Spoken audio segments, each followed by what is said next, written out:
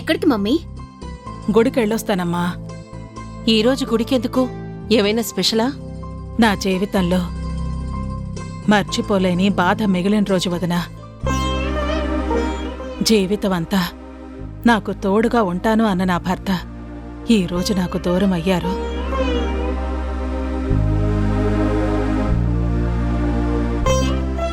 కానరాని లోకాలకు వెళ్ళిపోయారు. ఆయనతో పాటు నా ఐదోతనాన్ని కూడా పోగొట్టుకున్నాను. బతకాలన్న ఆశ లేకపోయినా ప్రాణాలు తీసుకోలేక ఇదిగో ఇలా మీ పంచన బతుకుతున్నాను. ఏంటమ్మా మాటలు? మేము నీకేమైనా పరాయివాళ్ళమా? నిన్ను నా సొంత చెల్లెలా చూసుకుంటున్నాను. నీ కూతురు అల్లుడు కూడా నీ కళ్ళ ముందే ఉన్నారు. ఇంకా నీకు కావాల్సిందేముంది? అవునన్నయ్య, మీరందరూ ఆదరించి చూస్తున్నారు కాబట్టి నేనిలా ఒంటరిగానైనా బతుకుతున్నాను. లేదంటే ఆయన చనిపోయారని తెలిసిన రోజే నా గుండె ఆగిపోతే బావుండేదని నేనెన్నోసార్లు అనుకున్నాను. భర్త దూరం అవటం ఏ భార్యకైనా తట్టుకోలేని కష్టమే. కాని పిల్లల కోసం ఆ బాధను కూడా భరించాలి. కానీ ఎంతైనా తాళి కట్టిన భర్త కదా, ఆయన లేరు అన్న బాధ నాకెప్పటికీ ఉండిపోతుంది. నేను మట్టిలో కలిసిపోయే వరకు అది మిగిలిపోతుంది. ఈరోజు నా మనసేం బాగలేదు వదినా. అందుకే గుడికి వెళ్ళి ఆయన పేరు మీద పూజ చేయించుకునొస్తాను.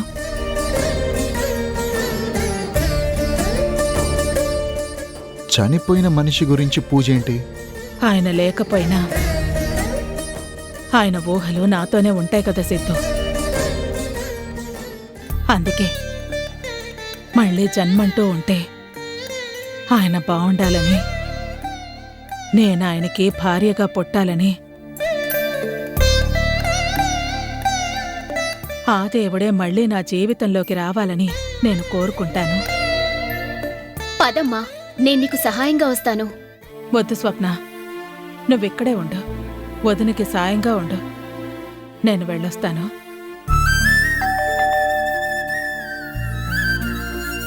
వదినా, నేనెలాగో వెళుతున్నాను కదా, నేను చూస్తానులే.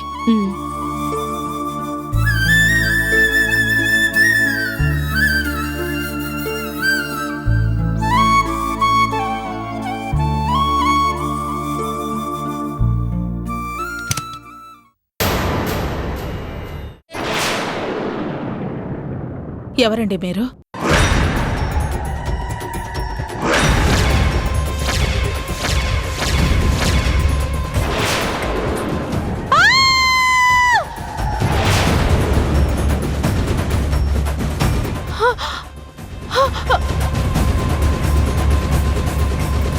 వదినా, మమ్మీ మమ్మీ మహి, వదినా, మమ్మీ వదినా, మమ్మీ సిద్ధు వెళ్ళి వాటర్ తీసుకురా. మమ్మీ వదినా, మమ్మీ వదినా, వదినా ఏమైంది? మమ్మీ మమ్మీ లే మమ్మీ. సిద్ధు త్వరగా రా. వదినా, మమ్మీ వదినా, మమ్మీ లే మమ్మీ.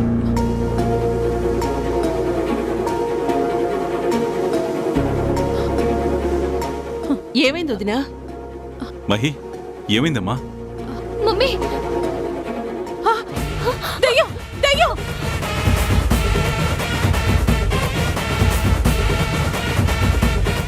దయ్యం! అమ్మో దయ్యం! మమ్మీ దయ్యం! అదేంటొదినా, ఇంట్లో నువ్వుండగా మరో దెయ్యం ఎలా వస్తుంది?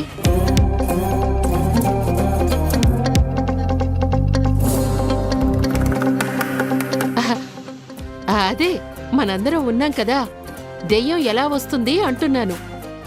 లేదొదనా, గుమ్మం దగ్గర దెయ్యం, దెయ్యం.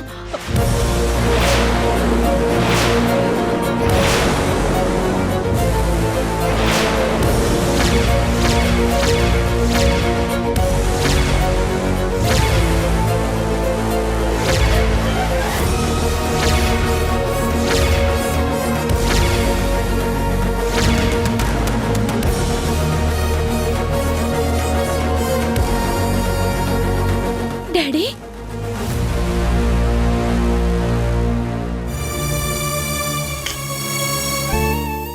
ఎలా ఉన్నావమ్మా? నేను బానే ఉన్నాను డాడీ. మీరు బ్రతికే ఉన్నారా? అవునమ్మా, ఆ దేవుడి దయ వల్ల నా ప్రాణం పోలేదు. నేను ప్రాణాలతోనే ఉన్నాను. మీ అమ్మ అరుస్తున్నట్టు నేను దెయ్యాన్ని కాదు.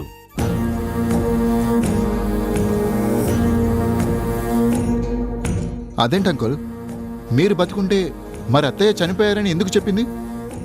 తను విధవగా ఇంట్లో ఎందుకు తిరుగుతుంది? అసలు ఏం జరుగుతుంది?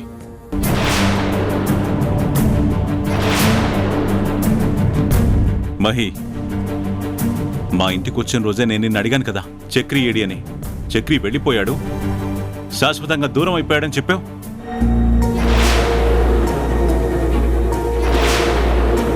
మరి చక్రి బ్రతికే ఉంటే నువ్వు మాతో ఎందుకు అబద్ధం చెప్పావు? ఏంటి మమ్మీ, డాడీ ఉండగానే నువ్వు బొట్టు తీసేసి విధవగా ఎందుకు బ్రతుకుతున్నావు? ఈ నాటకం ఎందుకు ఆడుతున్నావు? అంతవరకు ఎందుకమ్మా? ఇంతకు ముందు కూడా మనతో ఏం చెప్పింది? ఈ రోజు మీ డాడీ చనిపోయిన రోజు గుళ్ళో పూజ చేయించుకొనొస్తాను అని అంది కదా. పైగా తను దూరమైనందుకు ఎంతో బాధపడుతున్నానని మహి మనకి చెప్పింది కదా. మరి చక్రి అలా ఉంటే నువ్వెందుకు మాతో అబద్ధం చెప్పావు? అసలు ఏం జరిగింది అంటే నాకు చెప్పు మహి, మాకు నిజం కావాలి. ఒకప్పుడు మేము సమస్యల్లో ఉన్నప్పుడు చక్రి పెరోల్ మీద బయటికొచ్చి మాకెంతగానో సహాయం చేశాడు. ఆ అభిమానం చక్రి మీద మాకెప్పుడూ ఉంటుంది. తను చనిపోయాడని నువ్వు చెప్పినప్పుడు నేనెంతగానో బాధపడ్డాను. కానీ బ్రతికున్న మనిషి చనిపోయాడని చెప్పి నువ్వెందుకు ఇలా నాటకం ఆడావు?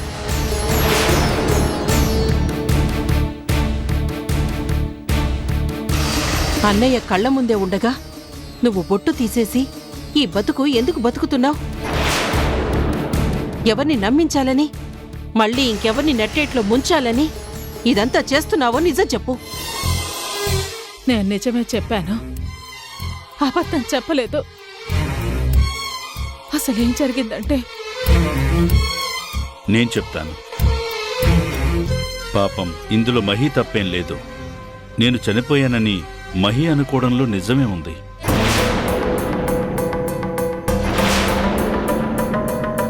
మీరు బ్రతికున్నప్పుడు చనిపోయారని ఎలా అనుకుంటారు? అయినా ఇద్దరు కూడా జైలు జీవితం అనుభవించారు కదా. బయటకు వస్తే ఇద్దరు కలుసుకోవాలి, కానీ ఇలా చనిపోయినట్టుగా ఎందుకు దూరం దూరంగా ఉంటున్నారు? అదేం లేదు. నేను జైల్లో ఉండగానే నాకు ఒంట్లో బాగాలేదని హాస్పిటల్కి తీసుకెళ్లారు. అదే టైంలో నాతో పాటు ఇంకొక ఖైదీని కూడా అదే హాస్పిటల్లో జాయిన్ చేశారు. అతను అక్కడే చనిపోయాడు.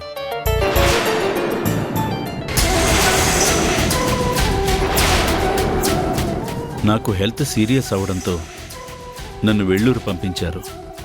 అక్కడే చాలా రోజులు నేను ట్రీట్మెంట్ తీసుకుంటూ ఉండిపోయాను. కానీ ఇక్కడ చనిపోయిన ఖైదీ నేను అనుకుని మహీకి ఎవరో పొరపాటుగా ఇన్ఫర్మేషన్ ఇచ్చినట్టున్నారు. తను బయటకొచ్చాక నేను చనిపోయాను అనుకుని ఈ ఇంటికొచ్చేసింది. మరి నువ్వు బయటకొచ్చాక మహిని కలిసే ప్రయత్నం ఎందుకు చేయలేదు? అసలు తను ఎక్కడుందా నేను ఇన్ని రోజులు వెతికాను. అలా వెతుకుతున్న క్రమంలో తను ఇక్కడే ఉందని నాకు తెలిసింది. అందుకే నేను ఇక్కడికొచ్చాను.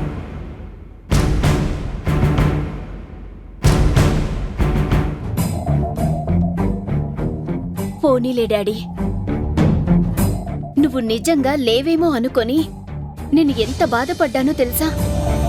తిరిగొచ్చినందుకు నాకు చాలా సంతోషంగా ఉంది.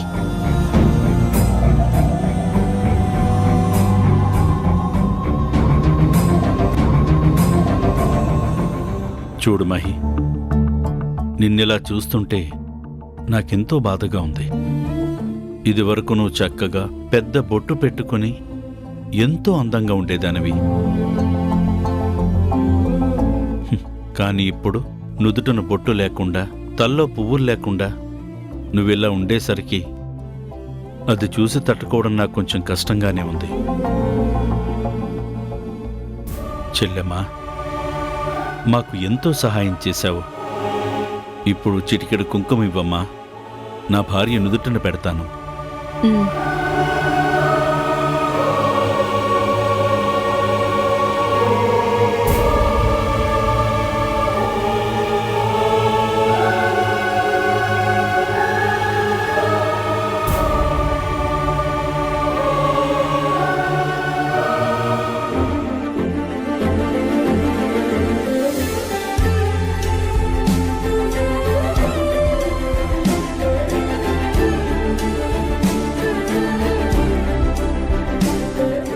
చూడు మహి, ఈ బొట్టు పెట్టడంతో నీకు మళ్ళీ పాతకాలొచ్చింది. నువ్వు పుణ్యస్త్రీవి మహి, ముత్తైదువి.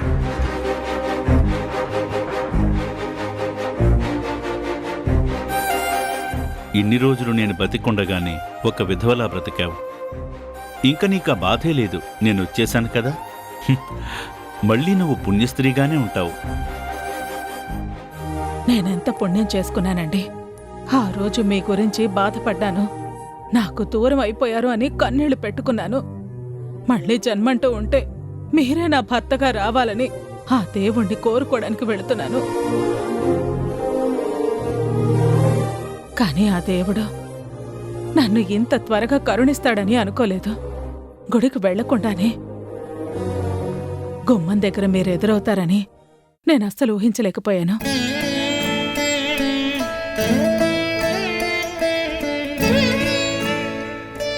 పోనీలే వదినా, నీ మొర ఆ దేవుడు విన్నాడు.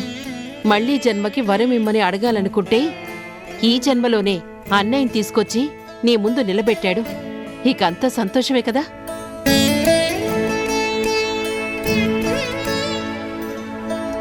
అవునదనా, నాకు చాలా ఆనందంగా ఉంది.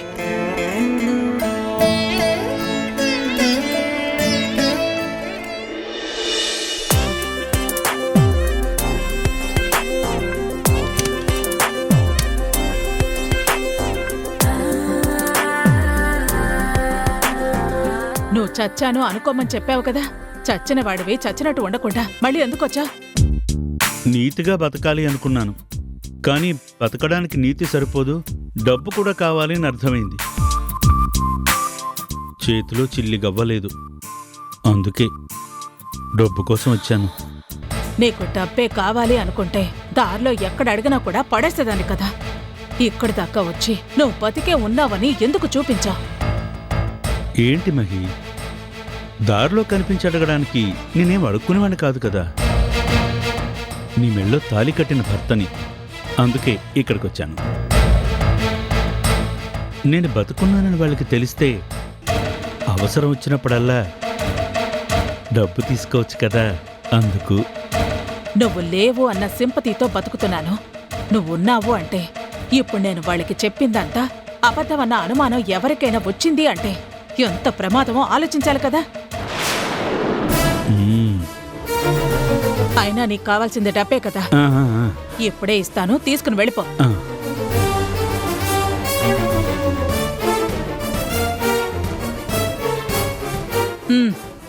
నువ్వేం చెప్పి వెళతావో నాకు తెలీదు, కానీ వెళ్ళిపోవాలి.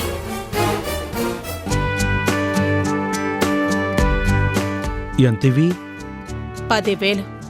ఇవి ఒక మనిషి బతకడానికి సరిపోతుంది. ఈ 10,000 ఇస్తే డెత్ సర్టిఫికెట్ కూడా రాదు. అలాంటిది చచ్చినవాడు బతికొస్తాడా? నువ్వే ఆలోచించు. మరెంత కావాలి? 1,00,000, 10 లక్షల? నువ్వు సంపాదించిన దాంట్లో వాటా కావాలి. అదెంతైతే అంత. నేనింకా ఇక్కడ ప్లాన్స్ మాత్రమే వేస్తున్నాను, ఏది ఫలించటం లేదు. అన్నీ అయిపోతుంది అనుకునే వరకే వస్తున్నాయి, కానీ అక్కడే ఆగిపోతున్నాయి. ఇక్కడ నాకే దిక్కులేదు అనుకుంటే నువ్వు వాటా కోసం వచ్చావా? చూడు మహి, మనిద్దరం మేడ్ ఫర్ ఈచ్ అదర్ అని అప్పట్లో అందరూ అనేవారు. ఎందుకంటే నువ్వు ఎలాంటి ప్లాన్స్ వేసినా దాన్ని ఆచరించడానికి, నీకు సరైన సమయంలో మంచి సలహాలు ఇవ్వడానికి నేనుండేవాణ్ణి. అప్పుడు విజయం నీ దగ్గరుండేది, నువ్వు అనుకున్న చేసేదానివి. మరిప్పుడు నువ్వు ఒంటరివైపోయావు, అందుకే ఓడిపోతున్నావు. నేను నీ దగ్గరుంటే నువ్వు మళ్ళీ గెలుస్తావు. నేను నిన్నెలా నమ్మేది? జైల్లో ఉన్నప్పుడు బయటికి పేరోల మీద వచ్చి వీళ్ళకి సహాయం చేశావు. విడుదలై బయటకొచ్చినప్పుడు నాకు నీతులు చెప్పావు. ఇప్పుడొచ్చి ఇలా మాట్లాడుతున్నా. ఏది నిజం అనుకోవాలి? అప్పుడు నువ్వు చేసింది నిజమైతే ఇది నటన అవుతుంది. ఇదే నిజమైతే అప్పుడు అలా ఎందుకు చేశావు అన్న అనుమానం వస్తుంది. నీ తెలివితేటలకి నేనెప్పుడూ అభిమానినే. తప్పు చేసి నేను మారాను కాదన్ను. కానీ మారినందువల్ల నాకేమొచ్చింది? మహా అయితే సూర్యం మెచ్చి భోజనం తట్టాడు. కొన్నాళ్ళు అప్పుడప్పుడు ములాఖత్కొచ్చి 4 పళ్ళిచ్చి వెళ్ళేవాడు.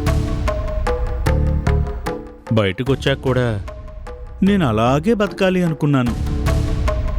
నిన్ను దూరం చేసుకున్నాక నేనెన్ని కష్టాలు పడ్డానో నాకు తెలుసు.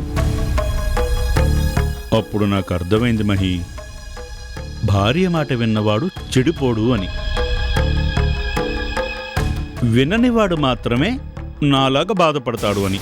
అందుకే మారిపోయి నా దారి కరెక్ట్ కాదని డిసైడ్ అయిపోయి నీ దారిలోకి రావాలని నిశ్చయించుకుని మరీ వచ్చాను. నువ్వు నాకు సపోర్టుగా ఉంటాను అంటే నాకేం అభ్యంతరం లేదు. కానీ తెలివితేటలు చూపించాలి అనుకుంటే మాత్రం నా సంగతి నీకు తెలుసు కదా. నా పేరు మహి. నేననుకున్నది సాధిస్తాను. కానీ నన్ను సాధించాలి అనుకునే వారిని అస్సలు క్షమించను. నేను నీలో సగం మహి. అందుకే నువ్వు ఆలోచించిన దాంట్లో సగం ఆలోచిస్తాననే కదా. అందులో మార్పు ఎందుకుంటుంది? ఏం చెయ్యాలో నువ్వు ఆలోచించు, ఎలా చెయ్యాలో నేను ఆలోచిస్తాను. మళ్ళీ మరిద్దరం కలిసే ఉందాం. ఈ ఆస్తి మొత్తాన్ని హ్యాపీగా కొట్టేద్దాం. ఏమంటావు? ఈ తెలివితేటలు జైలు నుంచి వచ్చినప్పుడే ఉంటే ఈ పాటికి అనుకున్నది సాధించేదాన్ని. సరే, నువ్వెక్కడే ఉండు.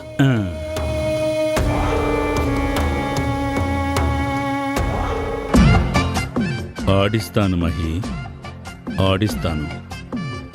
సమంత చచ్చిపోయింది. వర్షాన్ని ఎలాగైనా ఏడిపించొచ్చు అన్న ఆనందంలో ఉన్నావు. ఈ ఆస్తిని కొట్టేయాలని ప్లాన్ చేస్తున్నావు. కానీ నేను మారే వచ్చాను. నువ్వనుకున్న దారిలో కాదు, నిన్ను దారిలోకి తీసుకురావడానికి సమంత చెప్పిన మాట విని మరీ వచ్చాను.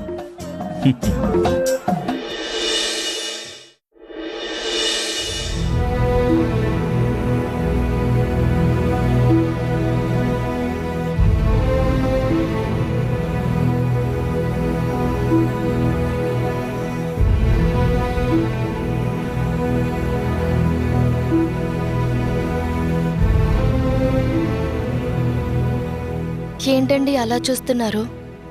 అసలెవరు నువ్వు? అదేంటి అలా అడుగుతున్నారు? నేనెవరో నానమ్మ తాతయ్య మీకు చెప్పారు కదా.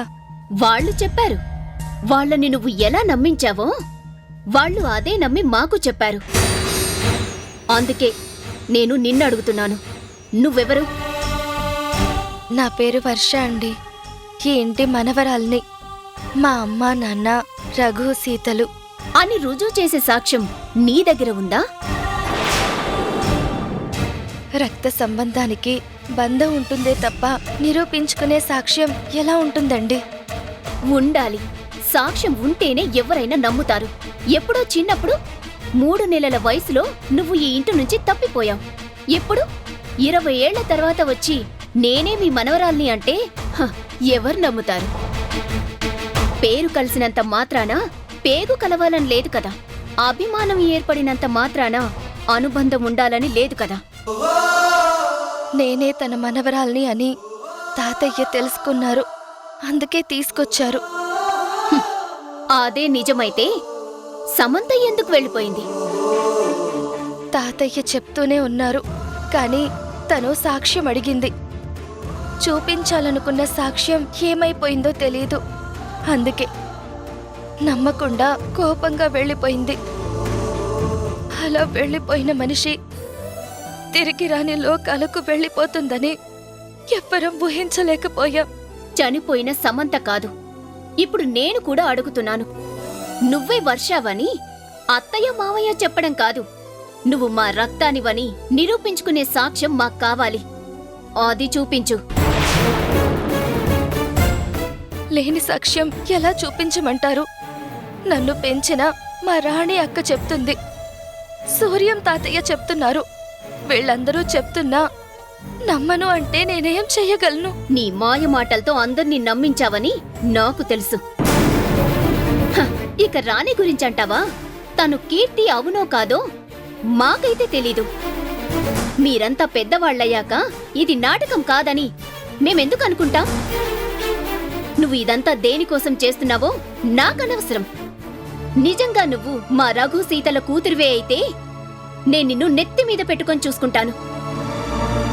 కాని కాదు, డబ్బు కోసమే ఈ నాటకం ఆడుతూ ఉంటే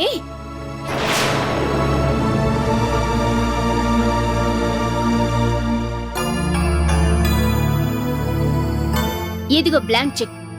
నీకు ఎంత కావాలో అంత రాసుకొని బయటకు వెళ్ళిపో.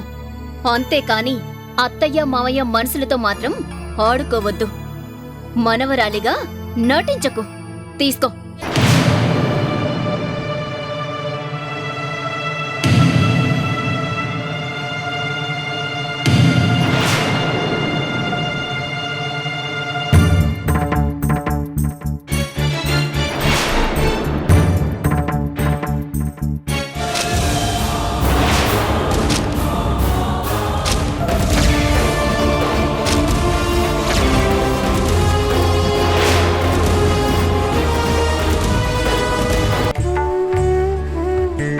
ఏంటిది? ఎక్కడికైనా బయలుదేరుతున్నారా? అవునదినా, మా ఊరు వెళ్తున్నాం. మేం కొన్నాళ్ళు అక్కడే ఉండాలనుకుంటున్నాం. అందుకే మేం ముగ్గురం వెళ్ళాలనుకుంటున్నాం. అమ్మ వర్ష, జాగ్రత్తగా ఉండమ్మా. వెళ్ళొస్తానమ్మా. మీరు వెళ్ళండి వదినా. కొన్నాళ్ళు అక్కడే ఉండి వస్తా అన్నారు కదా. మీరు వచ్చేసరికి ఈ ఇంట్లో వర్ష ఉండదు.